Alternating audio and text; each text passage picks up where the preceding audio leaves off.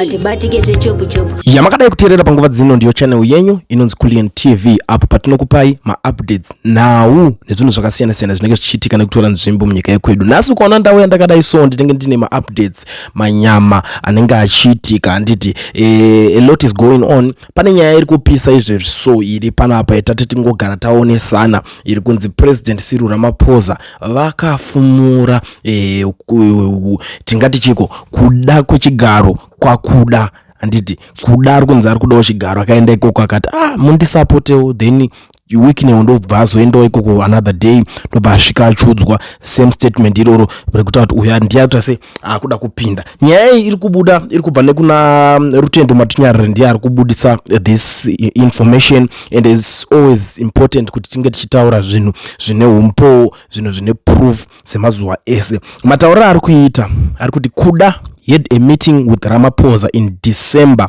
asking him to support his ambitions to be president. Wicknell then went and he had a meeting with Ramaposa in December as well, and Ramaposa told him that Kuda had asked for his support to be president. Wicknell then came back to Harare and told President Mnangagwa about this.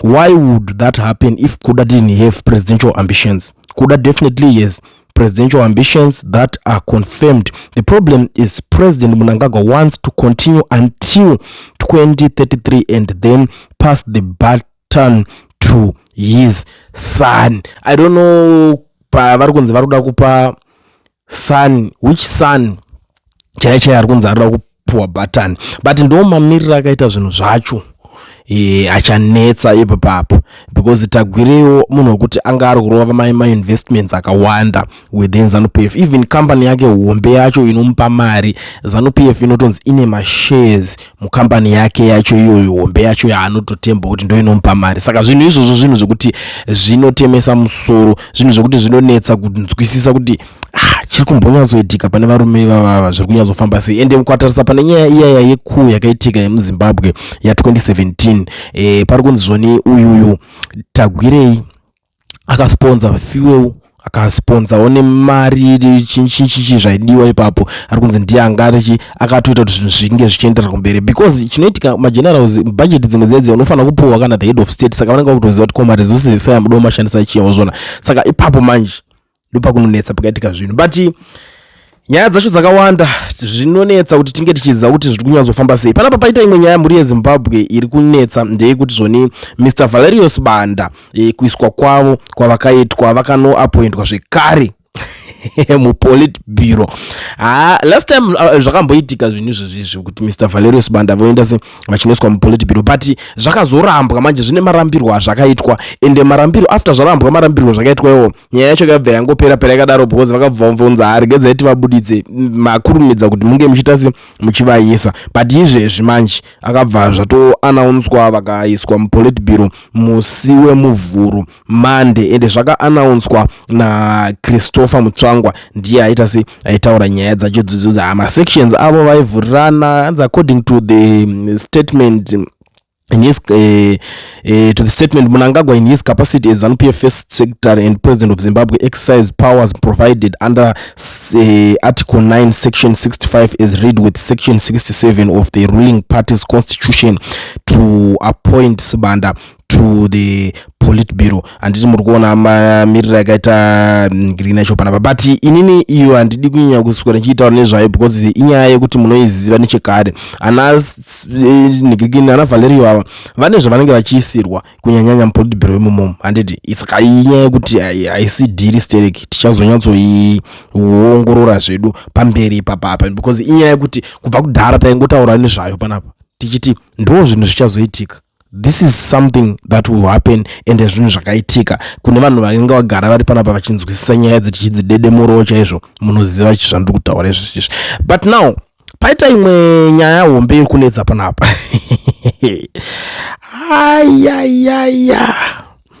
alright, chivhayo pane paakaenda ku Capitalk achinoitwa zvemainterview ake akubva ikoko ndobva asiya pa vashandi magifts handiti Saka apa magifts partisanis banda ndobva apiwa Fortuna ndoyakanza atengero. Saka zvakuitika pano zvakunzi magifts iwayo anofanirwa kudzoserwa. Ndo nyaya hombe yakutonetsa zvekuti vashandi vese ngavadzosere magifts iwayo because manzi gift rega rega rinofanira kunge riri $100 ndo mari ndo maximum yegift inopiwa mushandi ari ipapo. To be very honest with you pari kupisa because Fortuna yacho to be very honest takachitoitarisa kamari unoshandira pacompany ipapo kana kuti paradio nigiri munongoziva kuti avapuwe mari inotenga komana mari dzavanotopuwa kutozotamirawo madeals mamwe anozobudikirawo ipapo ndo avanotozoita kuti vararame but fair kunze aropowa salary imari isina kana musoro wese imari isingate. Saka ndopa kunze poitwa sei because Fortuna baba receive 7 kana kuti ushanda kuredio mari iyo kuti unzi waitenga iwo pachako makata komana ungakambopuwa maakwa ndomota dzovaifamba nadzo but kedza tinyatsoenda padinya yacho munyatsonzwisisa in full because inini zvazvinoita manje ndikuona kunge ndataura matauriro angu mwe munhu asina kunyatsonzwisisa.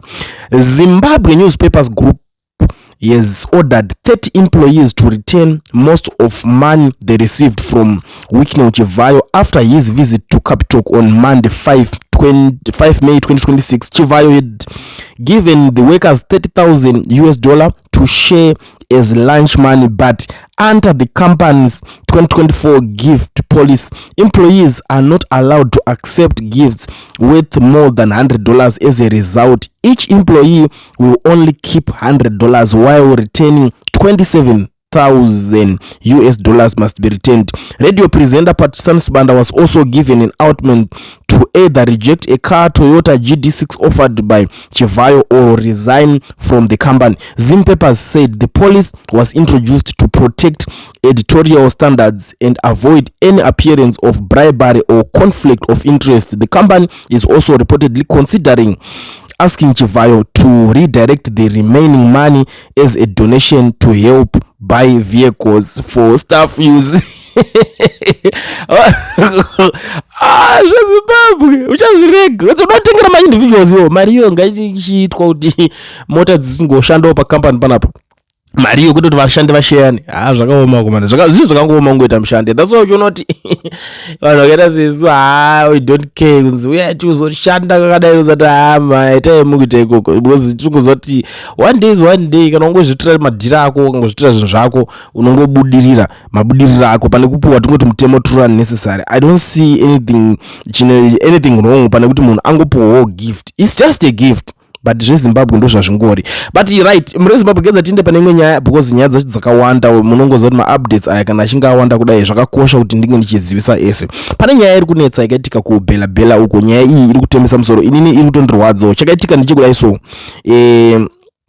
anonzi murume anga ane mwana wake ane 14 years handiti saka mwana ane 14 years uyo vakabuda vese baba nemwana nevana vanga vari 2 amai vanga vane mwana wabereka kumusana then ndobva vaperekedza amai vakwira bhazi rekuti vaende kuZimbabwe handiti vakwira bhazi kudaro rikunzi baba vakudzokera nechi kuzviya zvekuti mabhabha isa mukadzi amubhazi baba ndobva varohwa nemota bva vafira pasipoti. Mwana one kupanika bva afonera amai akati amai chitodzikai bhazi zvenyu iroro mudzoke kuno kuti baba vatodhungwa nemota vaita sei vafa. Amai nekupanika wapa vakabereka kamwana kacheche kumusana ndobva vadzika mota mubhazi momo vachimhanyira kunoona kuti murume chichaitika ndobva vauya futi ndobva varohwa nemota ndobva vafa futi mai vacho ipapapa nditi ende mota yacho iyoyo dziri kunzi imota dza youth minister Aaron Motsoaledi ndiye ningirikino wacho imota dzake idzo ndozviri kunzi ndo dzakazodhuma mukadzi uyu. Saka kureva kuti chiitiko chakavhundutsana nhasi ende pari kutonzi panapa pari kufanira kutochargwana necapable homicide because atingamboti zvinhu zvakadai so zvakamanaka it's not that easy kuingirira chitambira. Yes, I understand kuti itsaona yakaitika asi ngamanaka zvinhu zvakangooma vamwe vanenge kutaura zvakasiyana siyana mhepo dzanga dzazosumuka izvozvo zvazodai so mawan unotozofunga kuti pamwe iwe dzimwe pfungwa dzenzi chombo kuti enda mangwana mai mwana kana kuti chimbomira kuenda kana kuti wife unongo wakaenda last week kana kuti usatoende zvinonge zvakunetsa zvinoitika but situation yakaita seiya wamanaka ma1 ndo iziya situation yekufirwa nehama yako inenge iri mujoza munomaya. It's not that easy manje apa zvatozodhwa zvonetsa kuti baba vodhumwa vofa amai nomwe mwana vodhumwa vofa mwana osara ari 1 kana trauma yacho inoitwa ipapo I don't think kuti inopera zvakanaka. But anyways, rekedza tibva tambojambira futi zvekare timbokrosa futi rwizi takatarisa kuZimbabwe futi zvimwe zvinhu zviri kuitika handiti, because munogona kuzoti wazotinyanyira nenyaya idzi gatimbonzwa kuti chii chimwe chiri kuitika. Right, kuZimbabwe zviri kuitika ndezvekuti zvone the government of Zimbabwe has introduced new fees for vehicle registration and licensing, including first time motor vehicle registration set at $50 and personalized plates costing as much as $5,000 following the publication of statutory instrument 10 of 2026 by Minister of Transport and Infrastructure Development, who made the regulations in terms of Section 52 of the Vehicle Registration and Licensing Act, Chapter 13/14. The new regulations set at the Vehicle Registration and Licensing Amendment Regulations 2026 Appeal Part 1 of the third schedule to the Vehicle Registration and Licensing Regulations 1999, published in Statutory Instrument 427 of 1999, and substitute it with new fee structure under the new part titled Fees. First time motor vehicle registration cost is $50. First time motor cycle registration cost is $50. First time trailer registration cost is $50. Change of ownership for a motor vehicle when buying the new plates cost is $95. Change of ownership for a motor vehicle when retaining plates cost is $15. Change of ownership for a motor cycle or trailer buying new plates cost is $85. Change of ownership for a motor cycle or trailer when retaining plates cost is $15. Replacement of the lost PSV motor vehicle number plates cost is $85. Replacement of lost PSV trailer number plates cost is $80. A duplicate third plate cost is $35. Personalized plates for a motor vehicle with engine capacity up to 1,500 cc cost is $2,500. Personalized plates for a motor vehicle with engine capacity above 1,500 cc cost is $5,000. A garage plate cost is $50. A garage license cost is $50, and an abnormal load plate AVR cost is $50. Ndo mamirira akaita zvinhu zvacho, and ndo zviri kuitika kunyika yeZimbabwe iko zvine zvanditi. Saka zvakakosha kuti zvimwe zvacho mungoziva. Ndinoziva kuti kune vanhu vazhinji umwe anogona kungoti that information ina handina need nayo because handina mota kudidi. Aiwa hama dzangu, panapa tinoda kuti tinge tichiita zvinhu zviri balanced, because vanhu vazhinji vanoona vanadzo mota and vamwe vari kuvhinikidzika kuti zvichange zvifamba sei. Ndiri kunzwa futi chimwe chichemo chiri kutaurwa nevana veZimbabwe kuti hurumende inofanira kupaitawo plan ipapo. I think Mr. Mafume netimu renyu itai zvinhu zvakarongeka. Haikona kungoita kunge vanhu vanoda kuita zveumpavha zvoujikire so.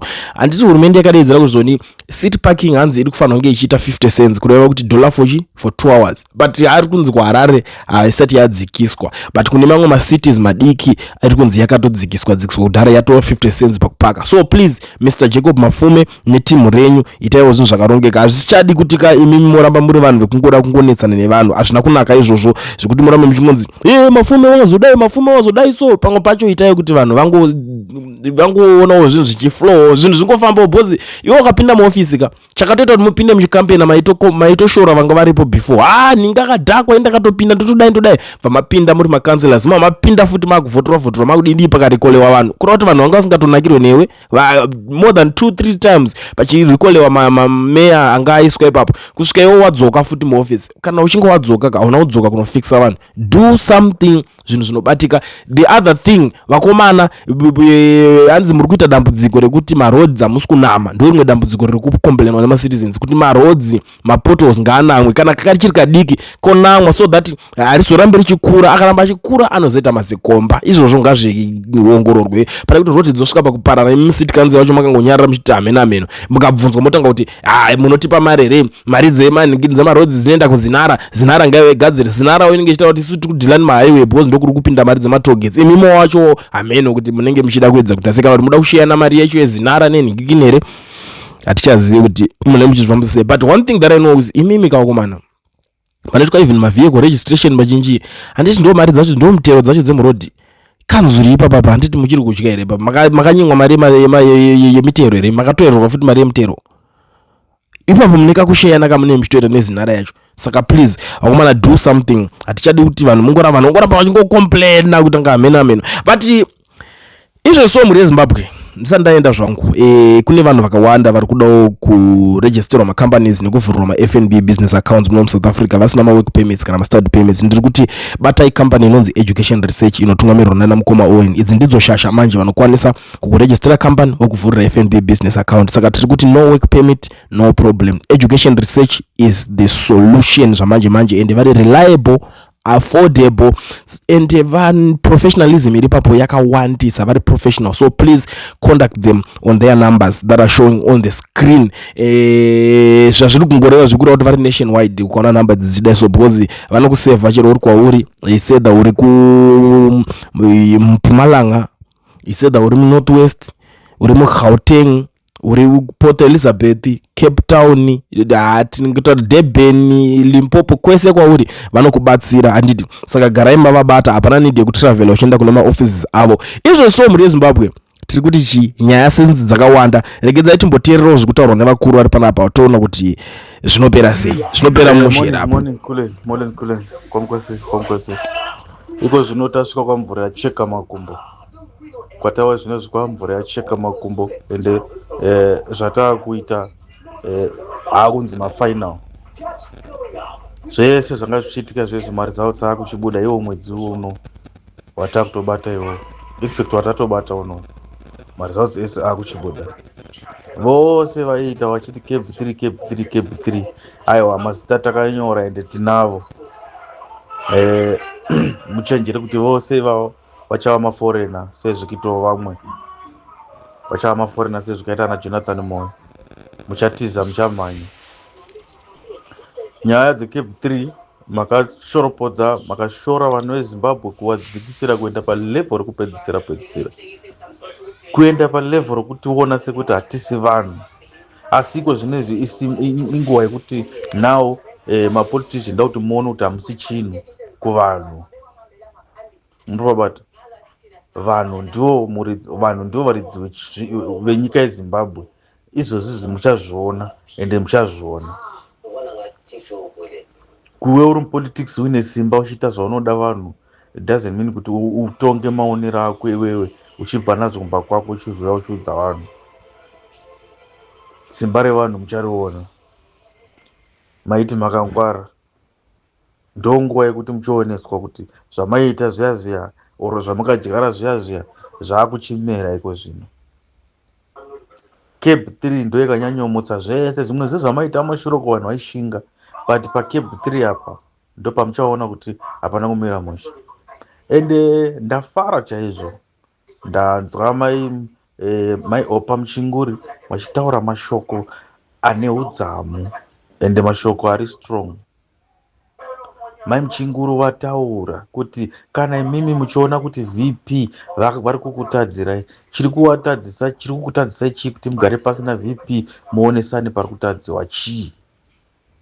Mai Muchinguru vataura zvinhu zvakawandisa. Kune anoda kunzwisisa zviri kuitika ngaende kuYouTube anzwe audio yaMai Muchinguri. Mai Muchinguri audio wakatoisira purpose, hapana leaked ikaiswa paya, hapana leaked kunzi pakalika, hakuna zvakadaro. Mai Muchinguru waitotaura zviri kuitika kuti gwara ramakaendera kuhondo panguva yacho iyaiya rakaenda kupi. Makurasa gwara remusangano, makarasa gwara remusangano kubva kuna Mnangagwa kupedzisira kune kupedzisira. makarasa VP makavaisa uko mukati VP vari kutedzera gwara remusangano, VP vari kutedzera zvisungo chavakaita munguva yehondo. Muri pabata isusu vanhu vemaovhetereni vose hatisi kusapota ED. Kana ZANU-PF yacho ichiparara tinzani tichisapota ED ngaiparare. Isusu takutomira najenerali, tiri kumira navachiwenga, pamberi navachiwenga pasine mbwete, pasine vari kutsigira Cape 3. Muda kudzvinyira marights evanhu kuti vanhu vasavhote, muvhoterane uko murambe muchidya chingwa. Zvandakambotaura kumashure ndikati vanhu ava vakatombopiwa mari, vakapiwa ma40,000 hapana asingazvizivi muparliament. Saka zviri pachena kuti even vakazova kuronga chavanoronga naED vanongoronga. Ndosaka takaramba kuti ichi chenyu cheCable 3 itai mega ikoko chaora chinhu ichi, ende chinhu chaibva iko zvinezvi chaibva. VP izvozvo vakanzi vari kurikuta masoja, I'm the first person, ndiri mwana weveteran, ndinotorwira pakasiyirwa nababa vangu ende ndiri kutorwa. Muchinguru wataura zvinhu zvinonzi chokwadi, kuna anonzeve anzwa. Zimbabwe ichada madhotoritoto ese ari kuitika. Izvezvi nyika isina mutemo yangu wadonga atonga, nyika isina mutemo wari kuita mhosva wasi kusungwa, nyika isina mutemo munhu anongoita zvaanoda as long une mari hauendi kujeri. Ipo pano pandiri panapa ndikatenda ndikauraya munhu ndine mari handisi kuzoenda kujeri, handiendi. ZvekuZimbabwe handiendi, zvanhasi kwete zvamangwana, zvanhasi handisungwe bhuzi ndinokavha zvinhu zvangu zvose nemari. Nyika yeZimbabwe ngatitongei tose tiri vanhu veZimbabwe, kwete kushora sisi tine masimba. Zvinokutukisai kwamusiri, zvinokushoresai mavakuru. Ngamurambe mune dignity, kwete kuti vana vadiki varamba vachingokutaurai, vana vadiki vachingokutukai. Rambai mune dignity, amba magara muinayo. Mabvisirwo amuchazoita kumberi uko achaita kuti vamwe vanhu vagare mujeri nekuda kwemaitiro enyu. Isati sikurisa kuti VP vatonga, even makati imi muda kuendera mberi nekutonga makaitira vanhu zvakanaka, munongotonga muchienda mberi, kwete kuti masimba munomaisa muhomwe dzenyu. Vanhu vese muda kuvaita vanhu venyu, ndozvatiri kuramba. Izvinezvi vamwe vanhu vari kudzi foreign countries nekuda kwenyika yedu, angokanganisa, angotaura chaataura, anosungwa, anotsomwa kunzi waitirei izvozvo. Teererai odho yamai Muchinguru, wadzidzisa zvinhu zvokuti mayuthi ese kana ari pano ngaanzwe, ngaateerere zvataurwa namai Muchinguru. Mai Muchinguru wataura zvinhu zvinovaka, zvinhu zvinoda kuti zviteedzerwe, zvinhu zvinovaka Zimbabwe. Kuve neopposition mukantri hazvina kumboipa kana kahwani. Tiri kuzviona munyika dzakawanda zvinotoita kuti nyika ivake iende mberi. Tarirai zvino kunana South Africa, kunana Malema. Ana Malema vanofaita zvinhu zvakawanda. Maopposition party haumbofa wakaona vachirohwa, vachitukwa, vachisungiswa, asi ndiwo vanotogadzirisa. Tarirai muoneka pauniversity vainzi tiri kuda education free, Malema akaifaitira yakabudirira. Ndo zvatinodo munyika, kwete kuti munhu akaita opposition anorohwa, anotukwa, anodini. Handizvo zvakaenderwa kuonda izvozvo. Munhu wese ngaave nefreedom of speech, kwete kuti kanganisa muchiti kacha kacha, musunga vanhu, muchidzinga vanhu.